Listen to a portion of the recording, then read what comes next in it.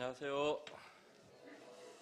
이 시간에는 그 남아공에서 하는 그 선교에 대해서 이렇게 보고하는 그런 시간을 가지도록 하겠습니다. 남아프리카 공화국 가는데 꼬박 하루가 걸립니다. 직항이 없어요. 그래서 비행기를 이렇게 갈아타고 가야 되거든요. 그래서 비행기 갈아타는 대기 시간까지 하면 그 어떤 건 20시간 아니면 24시간 이렇게 걸리기도 합니다. 근데 참 우리가 아프리카 하면요, 참 우리는 그 매스컴이 사람들의 그 인식을 다 배려놓는 것 같아요. 아프리카 하면 사람들이 깜짝 놀라는 게요, 아프리카는 건물들이 없는 줄 압니다. 빌딩들이 없는 줄 알아요. 전부 다 빨가벗고 살아야 되고, 전부 다 바짝 말하고 영양실조 걸려 있어야 되고, 우리가 생각하는 아프리카가 그거잖아요. 죄송합니다만 요즘 그런 아프리카 없습니다. 정말 저 오지나 가야 그런 데는 어쩌나 한두 군데 있지, 요즘 아프리카도요 전부 다 대도시 주변에 몰려 살기 때문에요 전부 다 문명의 혜택을 누리고 살아갑니다. 그래서 여러분이 생각하는 아프리카는요 거의 없다고 생각하시면 돼요. 그런 생각들은 버리시기 바랍니다. 그래서 막 어떤 분이 그래요. 남아공 와서 이게 무슨 아프리카냐, 아프리카에 와놓고 이게 무슨 아프리카냐고 그러시는데, 그게 아프리카입니다. 근데 남아공은 특별히요, 이제 참 남아공의 역사를 얘기하자면 길고요. 한마디로 말하면 이제 이 지구상에 가장 늦게까지 인종차별 정책을 펼쳐서 1993년도까지 흑인들이 노예로 있던 그런 나라입니다. 1994년도에 만델라 대통령께서 최초 흑인 대통령이 되시면서 이 인종차별 정책이 없어졌습니다. 면적은 우리나라 한 12배 정도 됩니다. 12배. 그러니까 차로 뭐 10시간, 12시간 운전하고 가는 건 기본입니다. 보통 한 뭐 6시간 정도, 한 13시간 정도 넘어야 좀 오래 운전하는구나, 이 정도. 근데 인구는 우리나라하고 거의 비슷해요. 한 5,500만 정도 인구들이 살고 있고요. 인구 분포도를 보면 한 75% 정도가 흑인입니다. 그리고 나머지 한 7에서 8%, 건 10% 정도가 백인들이고요. 나머지 10%가 우리 같은 그 아시아인들 아니면 혼혈인들, 인구 분포도를 이루고 있습니다. 근데 이제 이 남아프리카 공화국이 제일 이제 어려운 게 뭐냐면 치안 문제. 하루에 범죄로 한 30명 이상이 죽어나갑니다. 교통사고 아닙니다. 병이 아닙니다. 그냥 범죄로 인해서만. 근데 어느 통계를 보니까요, 이게 어지간한 전쟁터에서도 하루에 30명씩 안 죽는답니다. 그러니까 전쟁터에서보다도 사람들이 이 범죄로 인해서 더 많이 죽는 나라. 특히 이제 요하네스버그 하면요, 그 세계에서 뭐 가장 위험한 도시 1, 2위를 다툽니다. 그 정도로 우리나라 여러분 성도님들, 경찰들요, 혹시 경찰 공무원 계십니까? 모르겠는데 정말로요 감사해야 돼요. 그 나라는 경찰에 이렇게 범죄 신고하면요 빨리 와야 1시간 후입니다. 뭐가 되겠어요? 경찰이 갱단들하고 연결이 돼가지고 경찰들이 물건을 훔칩니다. 밤에 트럭들을 세워요. 운전사 내려놓으라고 해가지고 자기가 그 트럭 가져가고 팔고 옵니다.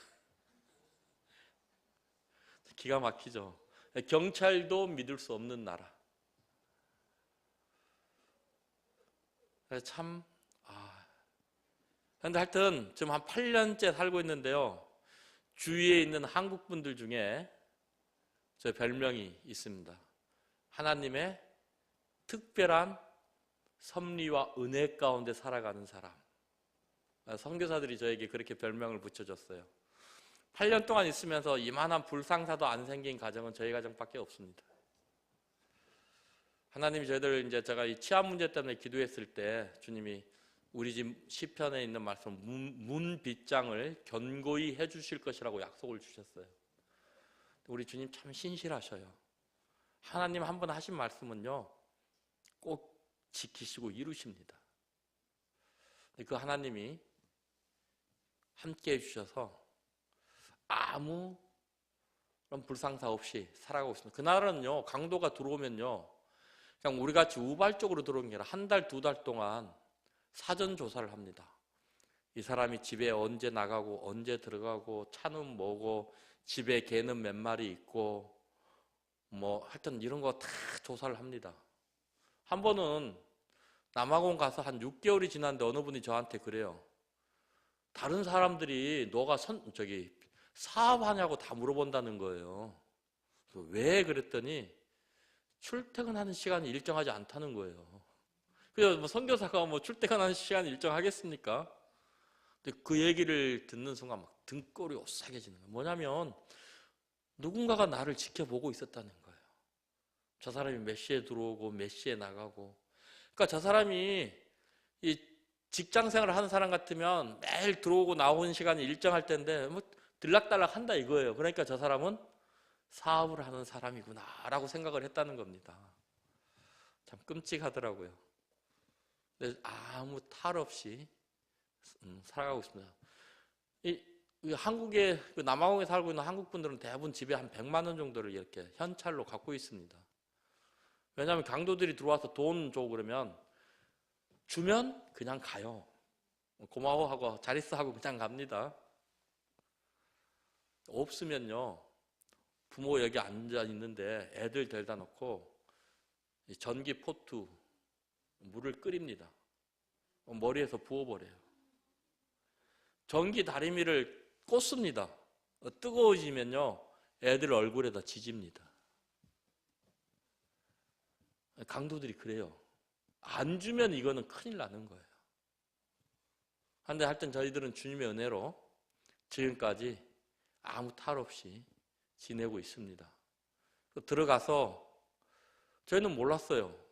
들어가서 일주일도 안 됐는데 남아공 들어가서요, 어느 분이 저한테 와가지고 남아공 이민법이 바뀌면 너가 영주권 받기가 힘들어지니까 비자 받기가 힘들어지니까 얼른 지금 영주권을 신청하라고 가르쳐주는 겁니다.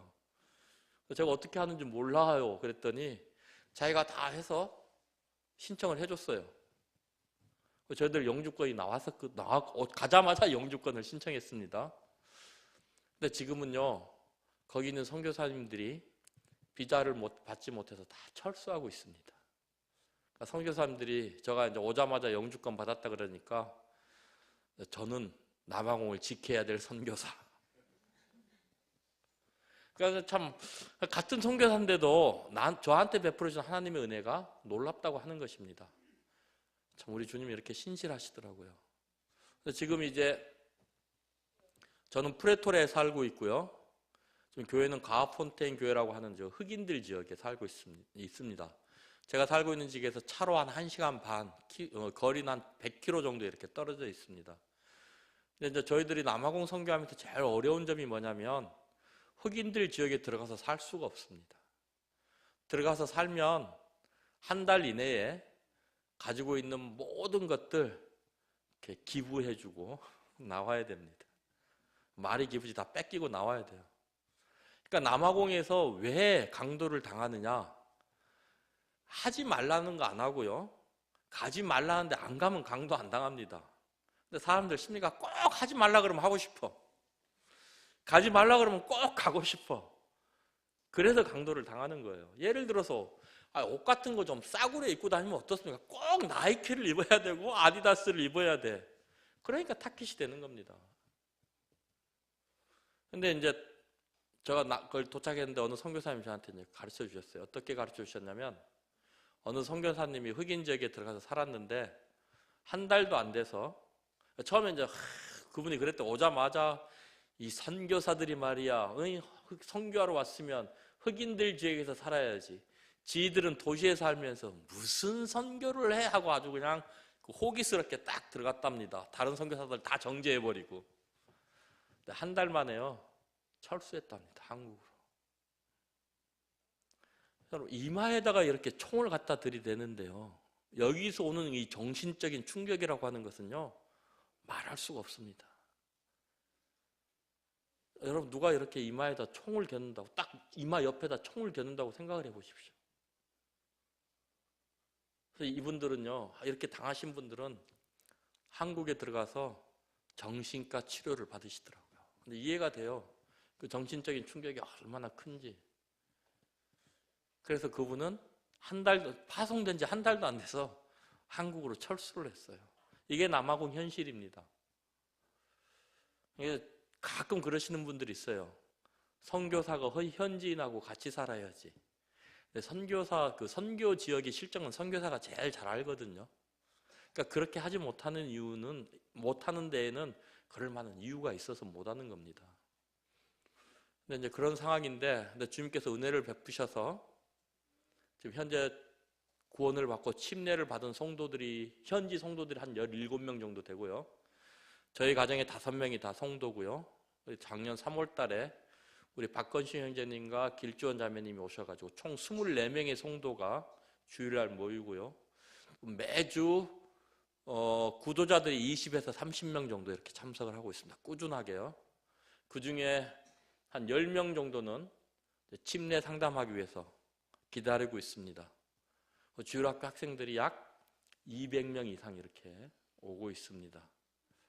근데 저희들이 이제 구원 간증을 들어보면 17명의 구원 간증 중에 공통적으로 나오는 게 있습니다.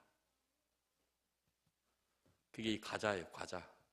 우리 돈으로 한 400원 정도 하거든요. 우리 교회를 왜 나왔느냐? 저 과자 하나 받아 먹기 위해서요. 여기 아마 우리 주일학교 애들 저거 준다 그래도 뭐 거들떠보지도 않을 겁니다.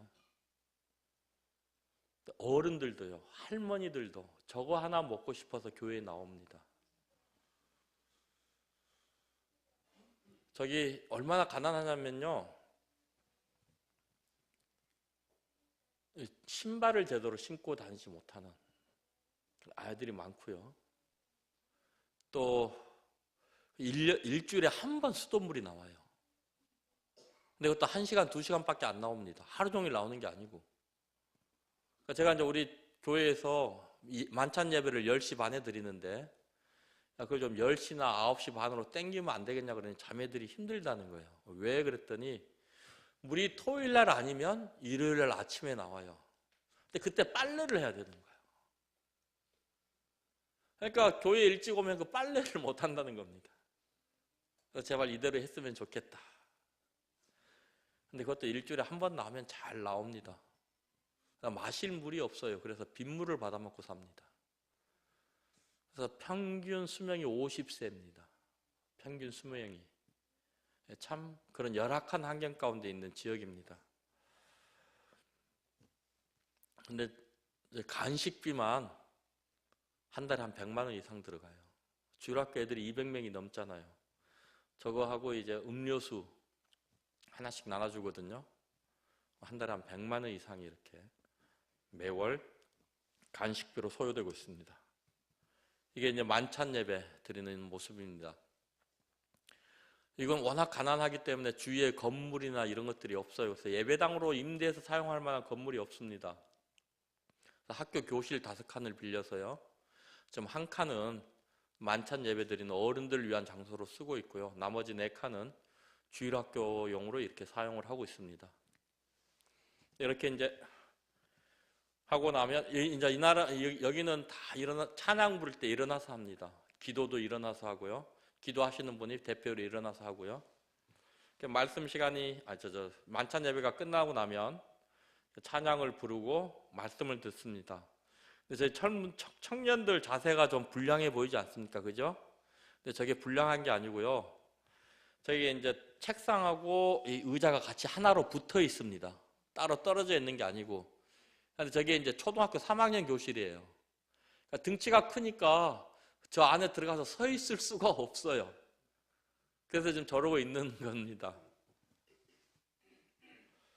이제 말씀 시간이 끝나고 나면 저희들이 이제 집에서 이 핫도그 빵을 한 110개나 120개 이렇게 준비해 갑니다. 소세지하고. 왜냐하면 뭐 치사시설도 없고 해서 점심을 해 먹을 수 있는, 제가 이 한국 몸에서 좀 좀 한국 모임을 흉내내고 싶은 것 중에 하나가 애참 문화입니다. 제가 이렇게 서양 문화를 방문해 보니까, 서양 교육 모임들을 방문해 보니까 애참 문화가 별로 없어요. 그래서 만찬 예배 드리고 다 집으로 갑니다. 그리고 저녁에 구도자들 데리고 와서 복음 집회를 합니다. 주일날. 이게 이제 서양 문화예요. 근데 이게 이제 이번에도 그 남아공에 있는 형제님 가정에 와서 우리 한국 모임들을 돌아다녀 보면서 제일 부러워하는 게 애찬입니다. 밥 먹으면서 성도들하고 교제하고 이게 너무 좋은 거예요. 그러니까 이게 이제 그 남아공 현지 형제도 보고 굉장히 부러워하더라고요. 그러니까 저도 이제 이거는 좀 남아공에 가져가서 한국 문화지만 이걸 좀 전수하고 싶다 그래가지고 애찬을 시작을 했어요. 근데 이제 뭐가 문제냐?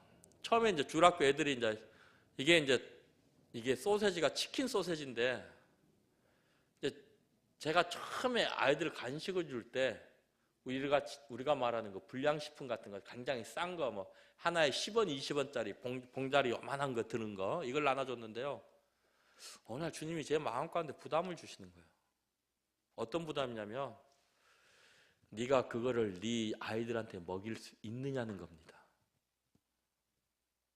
가만히 생각을 해보니까 내 아이들한테 야, 너희네 이거 간식으로 먹어 하고 선뜻 내줄 수 없는 과자예요. 선교사가 와가지고 걔네들이 아무리 가난하다지만 내가 우리 아이들한테 먹으라고 줄 수 없는 과자를 그들한테 줄 수 있느냐는 거예요. 예수님의 사랑을 전한다고 하는 사람이 그러면 안 되잖아요. 차별을 두면 안 되잖아요. 그래서 돈이 들더라도 좀 고급 과자로 바꿔야 되겠다. 우리 아들한테 줄 수 있는 수준의 과자. 그래서 그걸 이제 바꿨거든요. 근데 소세지하고 이제 빵도 마찬가지인 거예요. 어떤 애들은요, 이 빵을 이렇게 소세지를 빼서요, 이게 이제 씹어 먹으면 빨리 떨어지잖아요. 깨물어 먹으면 쭉쭉 빨아먹습니다. 그 때 묻은 손으로 잡고 입으로 쫙 아이스크림 빨듯이 빨아요. 근데 애들이요, 저거 때문에 막 200명, 300명씩 몰려와요. 그러면 한 교실에 그 아이들이 들어갈 수 없을 뿐만 아니라 우리가 만찬 예배를 드리는데 굉장히 지장이 많아요. 그래서 이제 주일학교 아이들을 다 돌려보냈어요. 다 돌려보내고 어른들하고 같이 오는 어린이들만 이제 오전에 들어와서 예배를 드리고 점심을 같이 먹을 수 있다. 근데 이게 참 제 마음 가운데 굉장히 아직까지도 큰 부담이 되는 게요. 주님이 그러셨잖아요. 어린아이들이 내게 오는 것을 금하지 말라. 지금도 참 마음이 많이 아픕니다. 이거는. 왜냐하면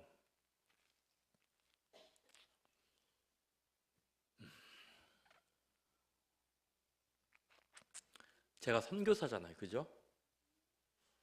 이 어린아이들의 마음에 선교사에 대한 기억, 그 배고파서 빵 하나 얻어 먹으려고 교회 갔는데 선교사가 교회를 오지 말라 그러더라. 아이들 기억 속에 이런 선교사가 되면 안 되잖아요. 이건 아직도 주님 앞에 큰 기도 제목입니다. 주님 앞에 송구스럽고요. 근데 뭐 어떻게 할 수 없어요. 일단 금전적으로도요. 이렇게 되면 한 달에 뭐 이 빵값하고 간식비만 한 300만 원 이상이 돼버리니까요. 예배도 그렇고요. 이거는 지금 저의 가장 큰 숙제 중에 하나입니다. 지금 기도하고 있는 건 제발 저 어린 영혼들의 마음이 다치지 않게 해주세요. 주님. 쟤들 마음이 상하면 저는 끝납니다. 이걸로 인해서 쟤들의 마음이 상하지 않고 문이 닫히지 않게 해주세요 하고 기도하고 있습니다. 이 일을 위해서 함께 기도해 주시면 감사하겠습니다. 그리고 끝나고 나면 이렇게 이제 오후에 어른들은 또 성경 공부를 이렇게 모이고 있습니다.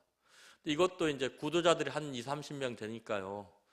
구도자반, 성도반 이렇게 따라하고 싶은데 좀 그럴 만한 장소가 없어요. 그래서 좀 같이 하고 있습니다. 저 뒤에 그 와이사스 입고 있는 그 남자분 보이시죠? 저분이 이제 형제님이에요. 근데 저분이 어떻게 교회를 왔느냐? 주일학교 학생이 그 햄버거, 핫도그 빵 먹고 싶어서 이제 자고 있는 아버지 깨웁니다. 아빠 교회 안 가면 나 그 빵 먹을 수 없어. 아빠가 교회를 가야 돼. 주일학교 어린이 손잡고 교회를 따라 나왔어요. 구원받았습니다. 여기 문화는 생일이 굉장히 큰 그런 문화입니다. 이 사람들이 생일날 케이크 한 조각 먹을 수 없어요. 그래서 이제 한 달에 한 번씩 케이크를 준비해 가서 점심시간, 애찬 시간에 이렇게 이제 생일 맞은 사람들 나오라고 해가지고 이렇게 이제 생일 축하 노래 불러주고 그렇게 이제 축하를 같이 나눠줍니다. 또 생일 케이크 하나에 좋아하는 표정들 보이세요? 잘 보이세요? 우리나라는 저 케이크 하나 갖고 사람들 저렇게 감동 안 시킬 겁니다. 케이크 하나에도 큰 감동을 받습니다.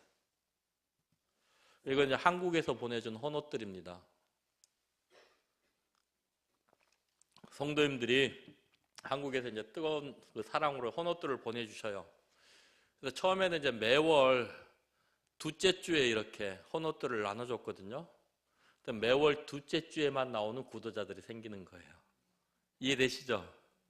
이렇게 하면 안 되겠다 해가지고 어른들에게 달란트 시작을 했습니다. 전에 이제 연세 드신 성도님들 아시지만 전에 우리나라도 그 코리안 타임이라는 거 있었잖아요. 10시에 약속하면 11시에 만날 수 있고 이런 거. 여기가 그래요. 10시 반에 예배를 시작합니다 하면 일찍 시작해야 11시인 거예요. 그래서 이제 어른들한테 스티커 보드를 한 장씩 나눠주고, 자, 10시 반 전까지 오는 사람들에게 스티커를 하나씩 나눠줘요. 그리고 매일 참석한 사람, 오전에 참석하면 스티커 하나, 오후에 참석하면 스티커 하나, 요조를 내줍니다. 매주. 요조를 외워오면 스티커 하나. 그 스티커를 모아서 2달에 한 번씩 달란트 시장을 해요. 자기들이 모은 그 스티커로 저 헌옷들을 살 수 있는 거예요. 그러니까 구도자들도 안 빠지고 나오고요. 모든 성도들이요, 습관이 고쳐졌어요. 10시 20분까지는 다 교회에 옵니다. 딱 자리에 앉아요. 그리고 이제 스티커를 많이 모으는 분들부터 원하는 옷을 가져갈 수 있어요. 근데 이분들이 이제 알아요. 한국에서 보내주는 옷들이 이 원단도 좋고 바느질도 잘 돼 있고 굉장히 따뜻하고 최고라는 걸 알아요. 그래서 저게 복음을 전하는데 엄청난 도움을 주고 있습니다. 그런데 이제 이 청년들, 형제들이 좀 불만이 있어요. 한국에서 성도님들이 보내주신 옷이 대부분 여성분들 아니면 어린이들 옷. 남자들 옷이 별로 없더라고요. 얘들은 이게 불만인 거예요. 어느 날 저에게 이제 얘기를 하더라고요. 이 흑인 청년들, 남학생들이 축구를 그렇게 좋아합니다. 이 축구라 그러면요, 뭐 자다가도 벌떡 일어나고 밥 먹다가도 나가요. 다 맨발로 축구를 합니다. 저에게 부탁을 하는 거예요. 제발 다 떨어진 축구화라도 좋으니까 그 축구화 좀 이렇게 좀 보내주면 안 되겠느냐고. 또 어떡합니까? 그 얘기 들으니까 또 짠하잖아요. 이제 한국에다 이제 기도 요청을 보냈는데 감사하게도 어느 모임에서, 지역 모임에서 아이들 축구화를 사주라고 또 거금을 보내주셨어요. 저는 이제 나이키 아울렛 매장 가가지고 거기 가가지고 이제 또 아울렛 매장에서 30% 할인할 때 이제 싼 가격에 축구화를 사서 그것도 나이키로요 나눠줬어요. 애들 표정 보이시죠? 나이키는 처음 만져보는 거예요. 나이키 축구 하나 가졌는데요, 온 세상을 전부 소유한 사람들이 되어버렸어요. 참 나이키 축구화 그것도 우리나라 돈으로 하면 한 3만 원, 4만 원밖에 안 하는 거예요. 아울렛 매장에서 30% 할인해서 샀으니까요. 근데 그거 하나에 저렇게 감동받을 줄은 저도 예상을 못했었습니다. 그래서 참, 근데 걔네들이 그걸 알아요. 저한테 말해요. 너는 축복의 통로다. 왜 그랬더니 너를 통해서 하나님의 축복이 우리들에게 임한다. 제 별명이 성도들 사이에서는 축복의 통로입니다. 감사하죠. 그리고 이제 1년에요 2번씩 한국에서 단기 선교팀들이 남아공을 방문합니다. 이건 이제 부활절 캠프입니다. 전부 다 이제 처음 구원받아서 형제 자매들이 되니까요.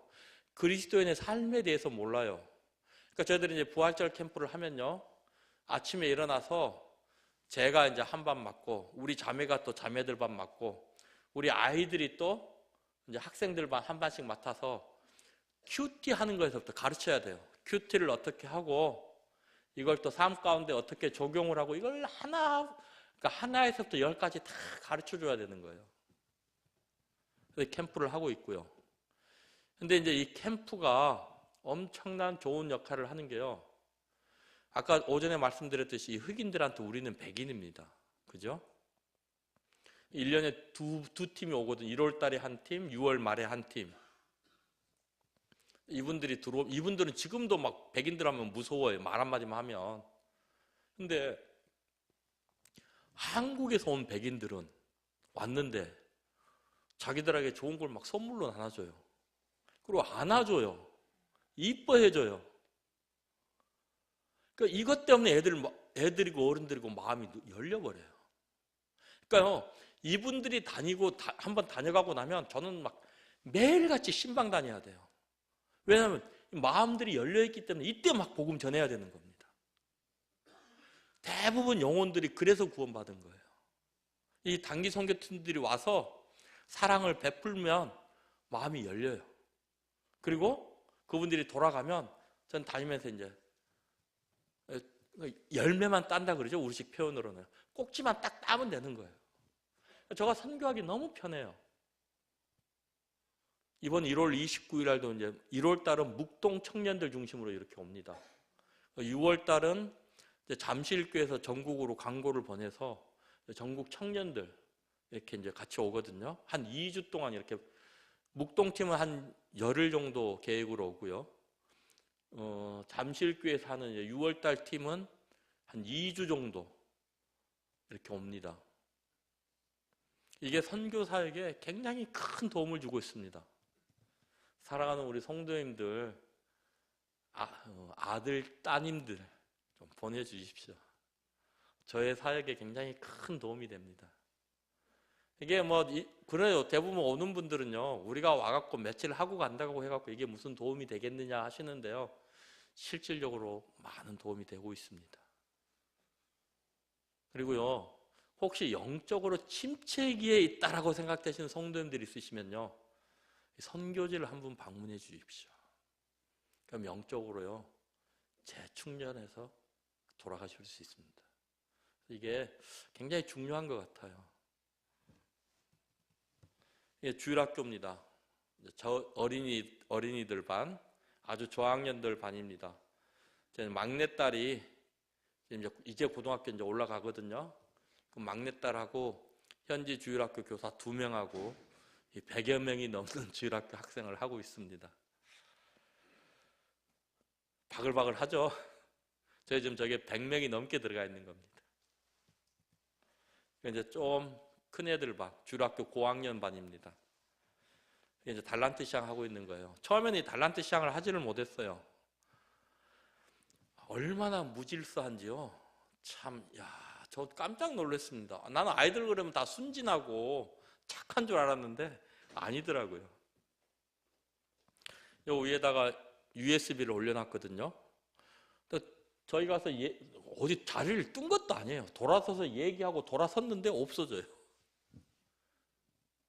어느 단기 선교팀은 와가지고 어느 자매님은 핸드폰도 잊어버렸어요. 참 기가 막히더라고요. 저들 데리고 내가 진짜 뭘 해야 되나. 피부 색깔도 시커먼데 제 앞이 그냥 깜깜해져요. 시커매져요. 그런데요, 지금은 달란트 시장을 합니다. 저들이 구원을 받았는지 안 받았는지 저는 아직 모릅니다. 근데 저 학생들이 최하 3년 아니면 5년 동안 하나님의 말씀을 들었고 배웠어요. 처음에는요, 아까 그 과자 나눠주고요, 제가 분명히 나눠줬어요. 근데 밖에 나가요. 다시 들어와요. 안 받았다고 달라 그럽니다. 너 아까 받았잖아. 안 받았대요. 딱 3번 얘기합니다. 너 줬잖아. 안 받았어요. 줬잖아. 그럼 막 대성통곡을 하고 울어버려요. 안 받았는데 받았다 한다고. 그래서 제 또 마음이 짠하잖아요. 내가 좀 착각했나 보다. 안 줬나 보다 하고 주거든요. 저 나갔다 오면 손에 2개가 있는 거예요.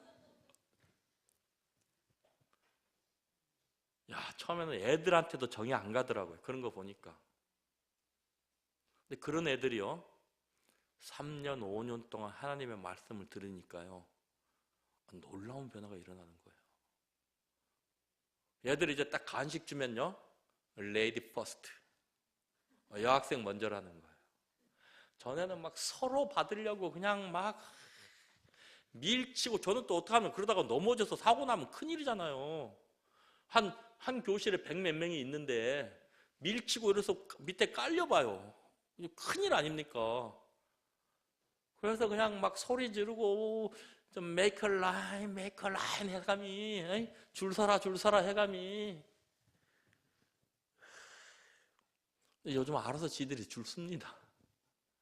달란트 시장을 해도요, 없어지는 게 없어요. 이게 하나님의 말씀의 능력이더라고요. 이제 작년에요, 이 길주원 자매님이 오셔가지고 중고등부반을 새로 만들었습니다. 그 전에는 이제 주일학교 고학년, 저학년 해갖고 2개를 그냥 했는데 애들이 한 고등학교 가니까 안 나와요. 초등학교 5학년들하고 같이 주일학교 하니까 존심이 상하잖아요. 그래서 작년부터 이제 중고등부를 때로 만들었어요. 하나 만들었어요. 하나 만들면 반이 하나 늘어날 때마다 노트북이 하나씩 필요해요. 우리는 뭐 주일학교 선생님 하면 주일학교 선생님들이 다 알아서 노트북 가지고 오잖아요. 근데 여기는 그게 안 돼요. 제가 처음 딱 주일학교 반이 하나 더 생기면 빔 프로젝터 하나 더 사야죠. 노트북 하나 더 사야죠. 이게 이제 선교지의 현실입니다. 중고등부 학교에서요, 요절 암송 대회를 했는데 어떻게 했느냐? 요한복음 1장 1절에서 5장 마지막 절까지 애워서 쓰시오. 근데 애들이 애워워요. 2시간 동안 써요.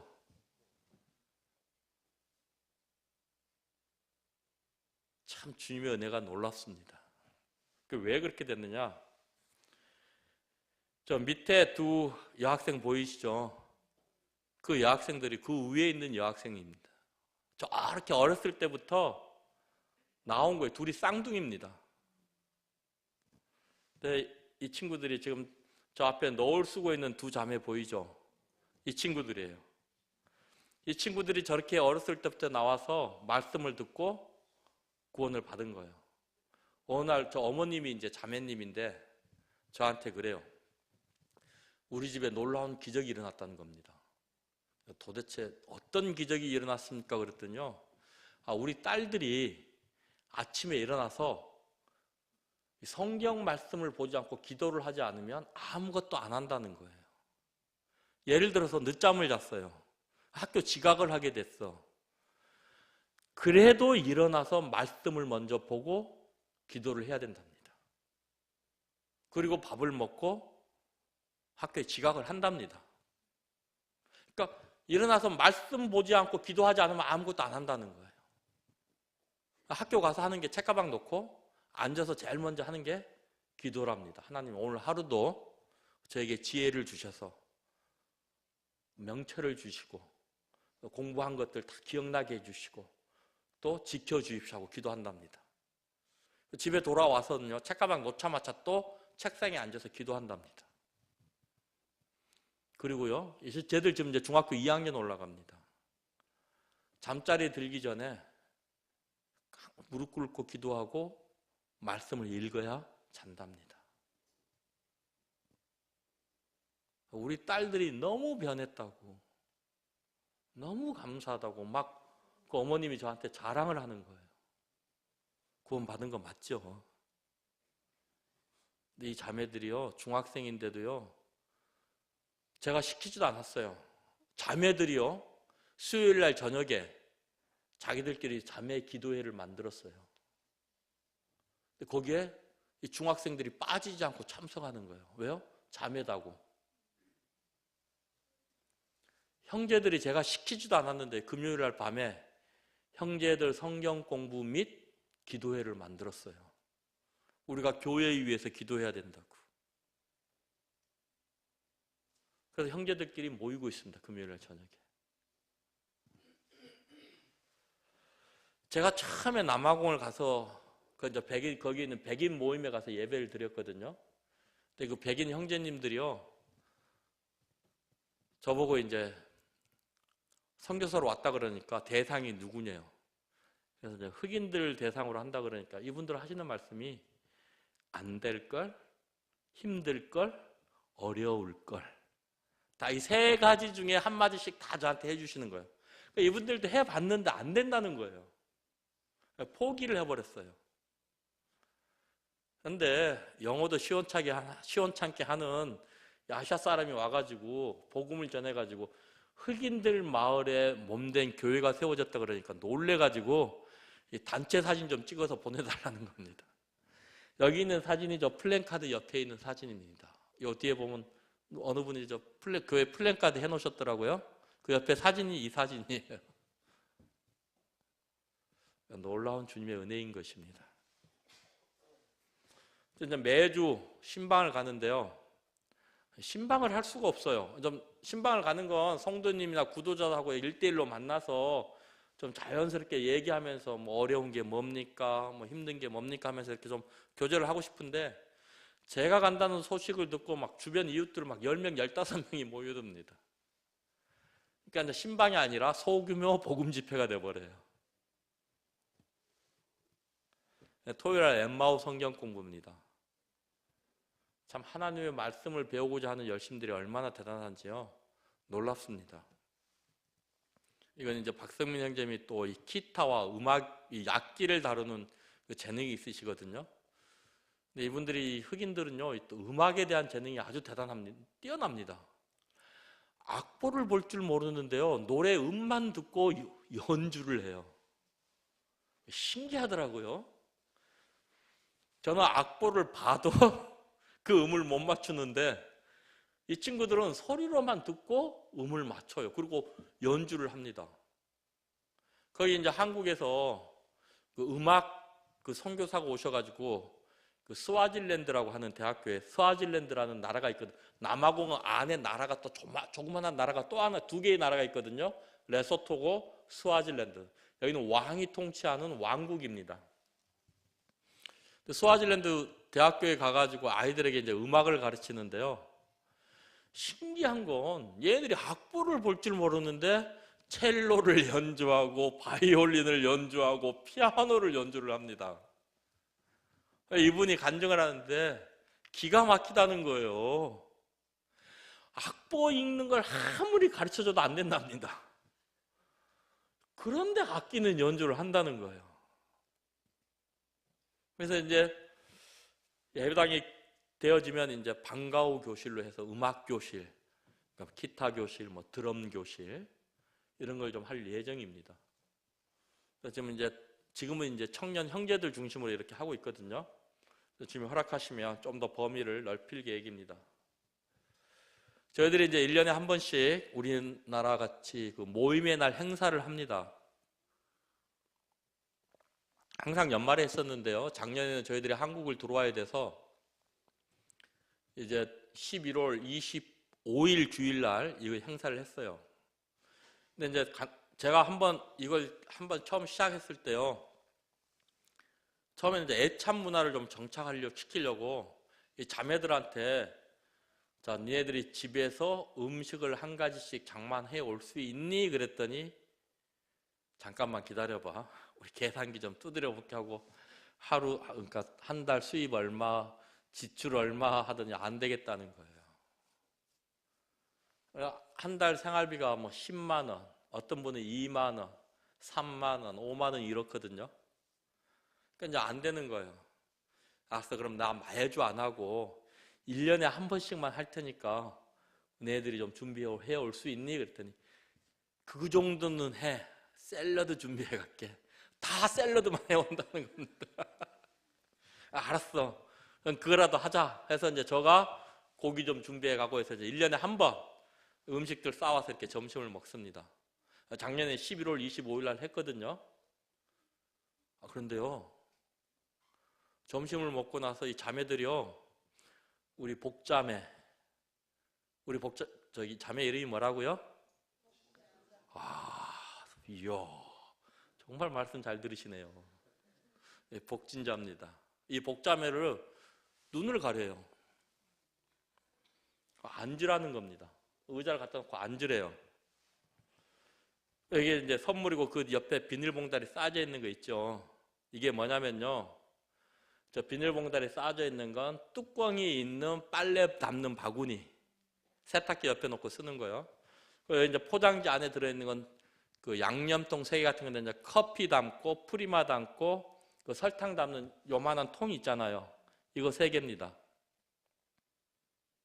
이걸 선물로 준비해서 우리 자매를 주는 거예요.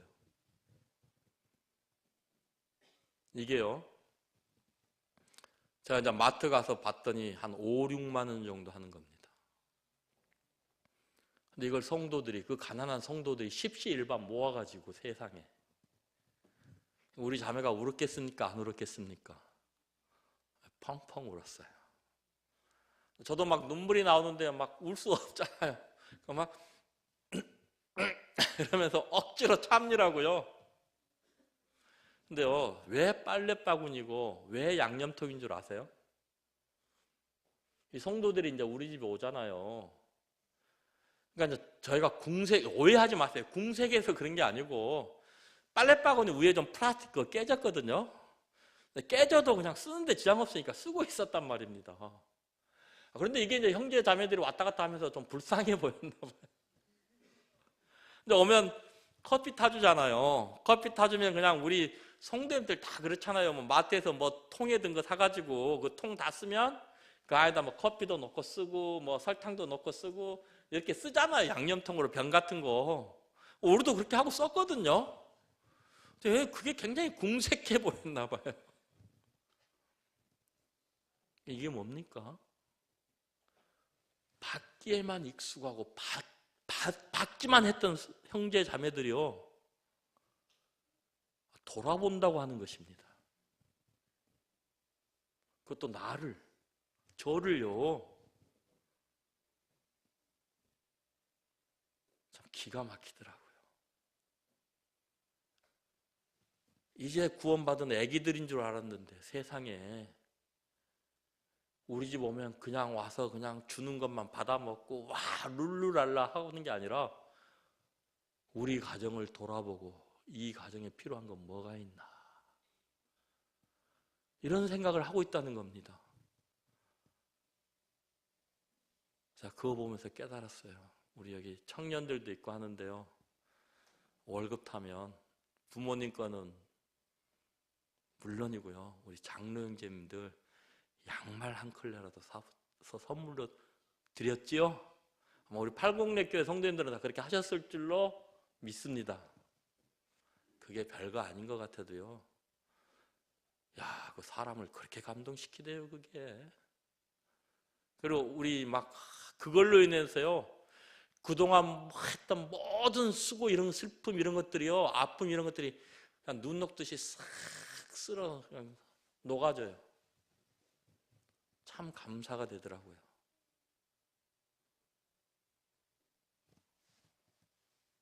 말라입니다. 남아공 옆에 있는 말라이. 주님의 그곳에 복음의 문을 열어주셨어요. 한 5번 정도 이렇게 방문을 했었습니다. 세계에서 가장 가난한 나라 중에 하나입니다. 이게 뭐인 것 같습니까? 생지입니다. 생지. 저게 음식입니다. 먹을 게 없으니까. 저 옆에는요, 이만한 바퀴벌레가 있는데 제가 그건 왜냐면요, 제가 이걸 보고 인상을 쓰고 사진을 찍으니까 걔네들은 저를 이상하게 생각합니다. 자기들 음식인데. 그잖아요. 제가 그런 표정 지으니까 막 이 사람들 얼굴이 표정이 달라져요. 그래서 사진을 더 못 찍겠더라고요. 이 지고기가 죄송합니다. 생지를 5, 6마리 꼬치 해가지고요. 생지 꼬치도 팔더라고요. 정말 복음이 필요한 나라입니다. 이 나라 대학교에서요, 저에게 요청을 했습니다. 우리 학교에 들어와서 일주일에 한 번씩 성경을 가르쳐 달라. 근데 남아공에서 말라이 한 번 왔다 갔다 하면 한 100만 원 정도. 근데 일주일에 한 번이면 한 달이면 400만 원입니다. 추수할 곡식은 많은데 일꾼들이 없습니다. 사랑하는 성도님들, 주님께서 부르시는 음성을 들으시기 바랍니다. 주일학교 캠프를 해줬는데 너무 좋아요. 우리 주일학교 애들 요즘 이런 거 하면 거들떠보지도 않을 겁니다. 그죠? 어느 선교사님이 그래요. 처음에 말라이 가가지고 빔 프로젝트를 하고 이렇게 딱 했더니요, 애들이 전부 다 스크린 뒤에 와보더래요. 거기에 사람이 있는 줄 알고. 이야, 참 이게 말라이란 나라입니다. 지금은 이렇게 이제 우리가 이제 점심 식사했던 시간인데요, 한 40명, 50명 이상 모이다 보니까 이제 교실 한 칸에 앉아서 밥도 같이 못 먹어요. 좁아서.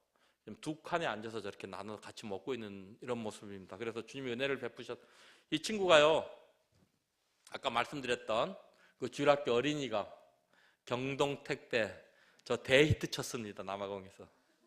우리가 볼 때 저거 별거 아닌 것 같죠? 근데 저거 엄청 좋아하더라고요. 그래가지고 막 경동 택배 저기 한 20 몇 개가 왔어요. 저 한 20 몇 명이 있고 단체 사진 찍었습니다. 이 형제가요, 그 주일학교 어린이가 전도해서 빵 먹고 싶어서 전도해서 오는 형제인데요, 그나마 저기에서는 제일 엘리트입니다. 우리로 치면 방송통신대학교를 다녀요. 유일하게 노트북으로 파워포인트를 만들 수 있는 딱 한 명 있는 형제입니다. 예배당 공사 시작하기 한 달 전에 이 친구가요, 이 형제가 구청에 취직이 된 거예요. 구청에. 그래가지고요, 예배당 공사하는 모든 행정 절차는 이 형제가 알아서 다 하는 거예요. 일주일 만에 다 처리가 돼버리는 거예요. 어느 선교사님이 물어봐요. 자기는 2년 전에 예배당 공사 허가 신청서를 냈답니다. 2년 동안 답이 없대요. 아직도 공사를 시작하고 못하고 있답니다.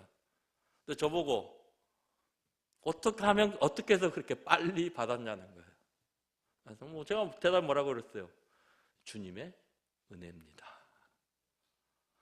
하나님 참 살아계셔요. 그래서 이제 예배당 공사가 이렇게 시작이 됐습니다. 이 나라는요, 공사를 시작하면 외벽을 먼저 쳐야 됩니다. 그래서 이 경비 이걸 철저히 해놔야 자재가 안 없어져요. 벽이 없으면 자고 일어나면 건축 자재들이 다 없어져 버려요. 그래서 저걸 외벽을 다 써놓고 경비를 2명 세워야 됩니다. 근데 이제 이게 제가 작년도 계획은요, 1월 달에 땅을 사서 늦어도 9월 말까지는 공사를 끝내고 10월 달에 헌당식을 하고 11월 말에 한국에 들어오는 게 저의 계획이었습니다. 1월 달에 땅은 샀습니다. 건축 허가까지 다 받았어요.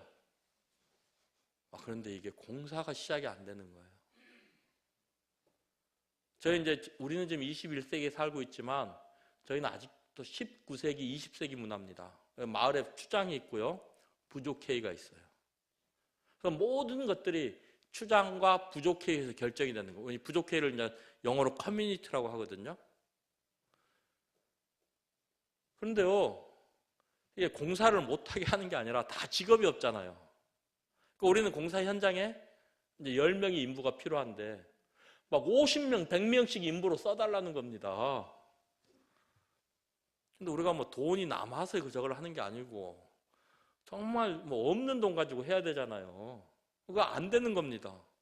그래서 그런 요구 조건을 안 들어주면 이 부족에서 막 4, 50명이 와가지고 공사를 못하게 방해하는 거예요. 심지어 자기들이 이 쇠 체인하고 자물통까지 사가지고 와가지고 우리 보고 다 나가라고 해놓고 자기들은 문 잠그고 키를 가지고 가버려요. 야, 참 답답하대요. 공사를 시작할 수가 없어요. 공사만 시작하려고 하면 와서 막 4, 50명씩 와서 데모를 하니까 자기들 써달라고 해야 되는데 3월 달이 돼도 공사를 시작 못해요. 4월 달이 돼도 공사를 시작을 못해요. 제가 얼마나 초조하겠습니까? 11월 말에 한국은 좀 들어가야 되겠는데 공사를 하다가 한국에 들어갈 수 없잖아요. 이제 참 제가 남아공 가서 눈물도 많이 흘렸네요. 내가 그거 알았어요. 한국에 사는 기도는 정말 형식적인 거였다. 이게 눈앞에 이 절실함이 느껴지면요, 눈물이 저절로 나오더라고요. 기도할 때. 한국에서는 주여 도와주세요 하잖아요. 남아공에서는 주여 도와주세요 하는 소리가 저절로 돼요. 저절로 돼요. 저절로 막 눈물 흘리면서. 근데 주님이요, 시편 27편입니다.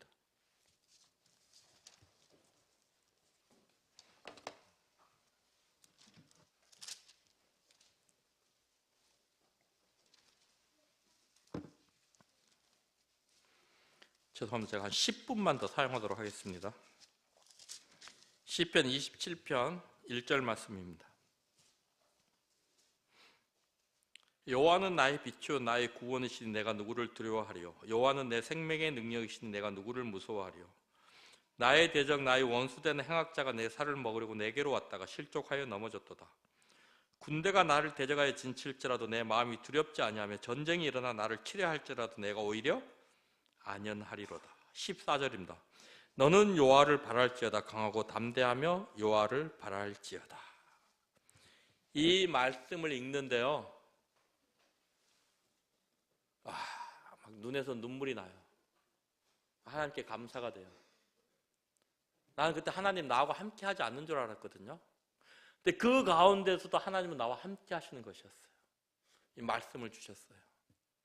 근데 이 말씀을 읽는 순간 저는 이미 흑인 그 커뮤니티 회원들하고 전쟁은 끝나버렸어요. 주님 말씀하셨잖아요.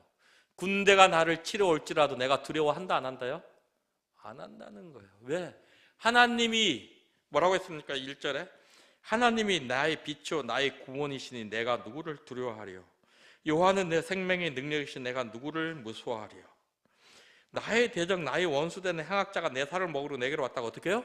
오히려 그들이 실족하여 넘어졌다는 겁니다. 왜요? 하나님께서 내 생명의 능력이 되시니까. 그래서 제 마음속에 이미 전쟁은 끝나버렸어요. 저는 이미 마음속에서 승리를 해버린 거죠. 왜? 주님이 그러시니까. 내가 그래서요 어떻게 해요? 강하고 담대하라. 우리가 그 추장 앞에 가면요 꼭 우리는 10분 20분 먼저 가서 기다리고 있어야 됩니다. 의자에 앉아 있잖아요. 추장이 들어오면요 딱 일어서 차렷해야 돼요. 제가 50이 넘었거든요. 그 추장이 아버지가 돌아가셔가지고 30대 추장이 됐어요. 30 몇 살이. 근데 그 친구가 들어오면 제가 일어서야 돼요. 그 친구가 딱 앉습니다. 이게 또 거만하게요 등 위에 딱 기대고요 이러고 딱 다리 꼬고 이러고 앉아요. 그리고 앉으라 그럽니다. 그러면 이제 그때 또 앉아요. 근데 하나님이 나와 함께 하신다는 겁니다. 그죠? 제가 그 앞에 가서 어떻게 했겠습니까? 이제 그 전까지는 네만 했어요. 근데 이제부터는 달라졌어요. 왜요? 하나님이 나와 함께 하시고 내 안에 무엇이 있습니까? 하나님의 말씀이 있잖아요. 딱 이제 추장을 딱 앉혀놓고 제가 딱 일어서서 호통을 쳤어요. 너가 정말 추장이냐? 너가 정말 이 부족의 리더가 맞느냐? 너 진정한 리더가 무엇인 줄 아느냐? 진정한 인도자라고 하는 것은 내 개인의 유익을 구하는 사람이 아니고 내 부족의 유익을 위해서 내 자신을 희생하는 사람이 진정한 인도자고 리더다. 네 지금 무엇을 하고 있느냐? 한번 봐라. 내가 이 마을에 들어와서 3년 동안 무엇을 했느냐? 내가 한 걸 네가 눈으로 봤다. 내가 이 마을에 들어와서 내가 뭐 유익을 구한 게 있느냐? 내가 돈 벌러 들어왔느냐? 내가 무엇하러 들어왔느냐? 들어와서 니네 아이들 과자 사주고 니네 부족들 염소 사주고 성경 말씀 가르쳐주고 혼원 나눠주고 이 모든 것들이 내 돈 가지고 한 거다. 네가 정말 이 부족의 리더라면 생각해라. 나를 두 손 들고 환영하는 게, 그리고 나를 돕는 게 네가 정말 이 니네 부족들을 사랑하고 인도하는 건지, 나를 쫓아내는 게 네의 부족들을 위한 것인지 네가 생각해라. 너가 정말 진정한 리더라면 네 부족을 위한 선택을 할 것이다. 알아서 해라. 추장 앞에서 그렇게 얘기한 선교사는 저가 처음입니다. 추장이요? 겸손해져요. 그때부터 제 편이 되어버리는 거예요. 그리고는요, 주민들이 와서 데모를 하면 이제 어떻게 합니까? 내 편이 돼서 다 해산시키는 거예요. 이렇게 이제 바뀌었어요. 그리고 이제 커뮤니티 멤버, 부족 400명이 모여서 회의를 합니다. 대놓고 좀 뭐라고 했어요. 야, 선교사가 뭐 하는 사람인지 니네 아느냐? 선교사는 돈을 가지고 무슨 일을 행하는 사람이 아니다. 선교사는 돈 없다. 선교사라고 하는 사람은 필요한 일이 있으면 자기 고국에다 성도들에게 도움을 요청한다. 그래서 그분들이 기도하면서 돈을 모아서 보내주면 그 돈을 가지고 어떠한 사업을 조금씩 하는 사람들이다. 그런데 니네들이 지금 이거 방해해서 지금 나를 도와주려고 했던 후원자들이 다 떠나갔다. 나 돈 없다. 니네들이 다 와서 무료로 일해라. 그 어떻게 해요?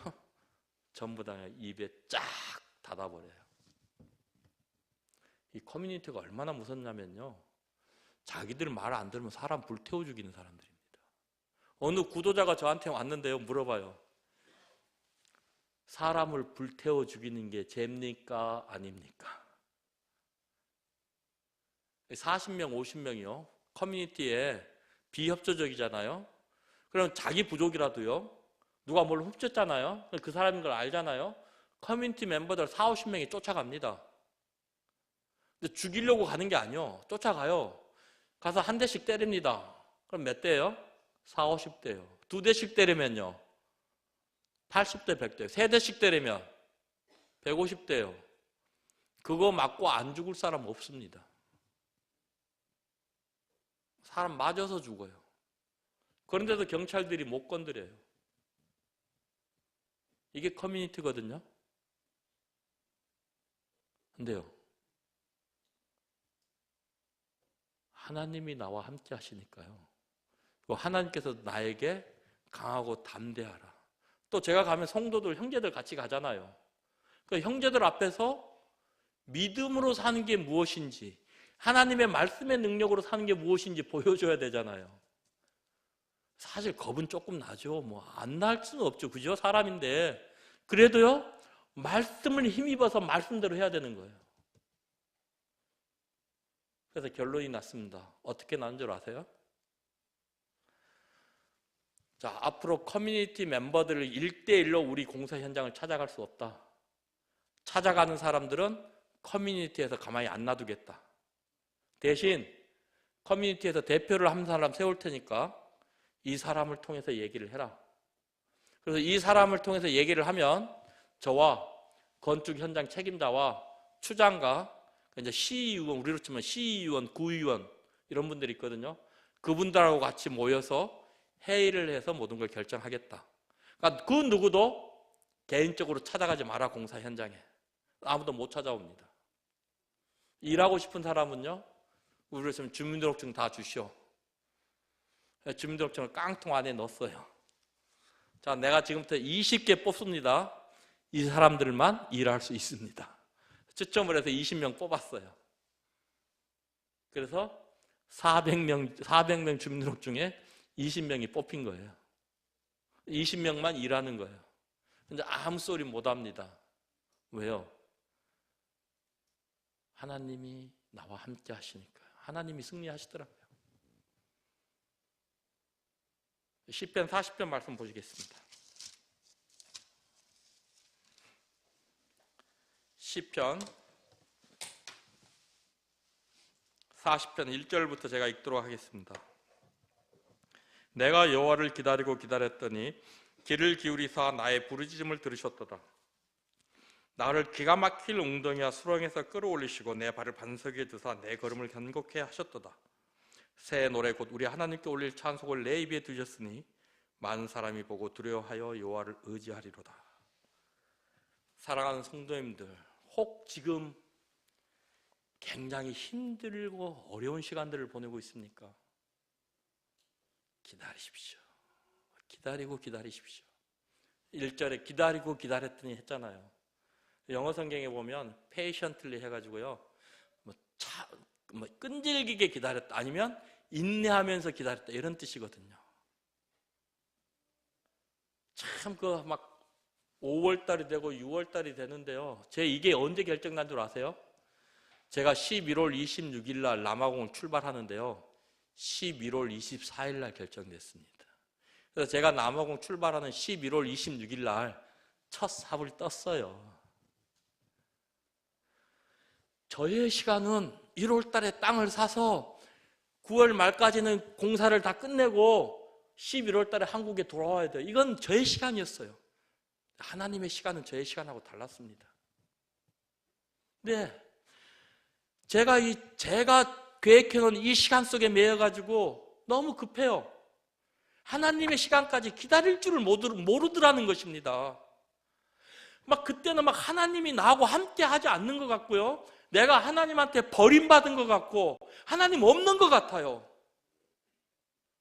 근데 그 상황 가운데서도요, 하나님은 저와 함께하고 계셨고 제 기도에 귀를 기울이고 계셨다는 것입니다. 그리고 하나님의 시간대 하나님이 일하셨어요. 근데 문제는 무엇이냐? 내가 그때까지 기다릴 줄을 모른다는 것입니다. 여러분, 내가 아무것도 할 수 없다는 게요, 제가 남아공 가서 깨달았어요. 너무 편하고 좋아요. 한국에서는요, 하나님 없이 제가 할 수 있는 게 너무 많았어요. 그러니까 그때까지 못 기다려요. 그러니까 어떻게 저가 제 힘으로 하려고 하다 보니까 이게 내 어깨에 짐이 되고 아주 무거운 짐이 돼서 힘들고 지치고 이렇게 되잖아요. 근데 남아공에서는요, 제가 하고 싶다고 해갖고 할 수 있는 게 아무것도 없어요. 어떻게 해요? 너무 편해요. 그냥 앉아서 하나님이 하실 때까지 기다릴 수밖에 없는 거예요. 하나님 단 한 번도 저를 실망시키지 않으셨어요. 하나님은요, 없는 것 같아도요, 저와 우리와 함께 하시고,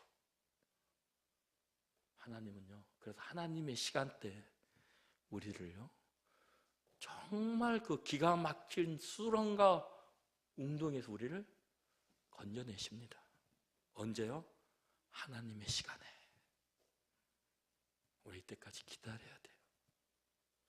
여러분, 하나님의 시간까지 기다려서요, 손해볼 거 없습니다. 우리 생각에는 안 될 것 같고 힘들 것 같고 지금 당장 뭔 일이 되어질 것 같지만요, 아니더라고요. 제가 없어도요, 공사 잘 되더라고요. 보니까 제가 이제 남아공 떠난 날 첫 삽 했다고 했잖아요. 그 이후로는 그냥 일사천리로 진행이 되는 거예요. 왜요? 방해하는 세력이 없으니까요. 지금은 딱 한 문제 남았습니다. 돈 문제. 이것도 이제 주님의 시간대 주님이 또 합당하게 인도하실 거예요. 제가 돈 얘기는 팔공로교에 와서 좀 처음에 와서 합니다. 예배당 건축하고 있습니다라고만 얘기했죠. 이제 남은 문제가 딱 하나 있습니다. 이 얘기 지금 한 번도 안 하고 여기서 처음 하는 잠실교회에서도 안 했어요. 왜요? 주님이 주님만 바라보라고 하셨기 때문에요. 이게요, 성도님들 바라보면요, 제가 다치더라고요. 그래서 한 가지 느낌, 주님만 바라보자. 주님의 때가 되면 주님이 또 하십니다. 그래서 우리 입에 새로운 찬양을 주십니다. 새로운 찬송의 제목을 주십니다. 이게 우리가 믿고 있는 하나님이에요. 사랑하는 성도님들, 힘들고 어렵더라도요, 조금만 기다리십시오. 하나님 지금 나와 함께하고 계십니다. 그분은 내 편이십니다. 그리고 나를 꼭 정말 내 생각에는 헤어나올 수 없는 그런 수렁 같고 웅덩이 같지만요, 하나님은 거기에서 저를 구출해 주십니다. 그리고 내 입에 하나님을 찬양할 새로운 찬양의 제목을 주십니다. 우리가 믿고 있는 하나님이 이런 분입니다.